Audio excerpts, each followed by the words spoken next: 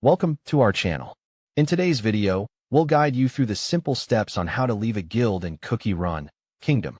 Whether you've found a new guild or just want to take a break, we'll walk you through the process. Step 1. Open the game. Start by launching Cookie Run Kingdom on your device. Step 2. Go to the Guild tab. Once you're in the main game screen, tap on the guild icon, which is located on the left side of the screen. Step 3. Open the guild information. In the Guild tab, you'll see your current guild listed at the top. Tap on the Guild Info button to access more options. Step 4. Tap Leave Guild. In the Guild Info menu, scroll down until you see the Leave Guild option. This is where you can exit your current guild. Step 5. Confirm your decision. A confirmation window will pop up asking if you're sure you want to leave. Confirm by tapping Yes. Step 6. You're done. After confirming, you'll be officially removed from the guild, and you can join another one or play without a guild if you prefer. Thanks for watching.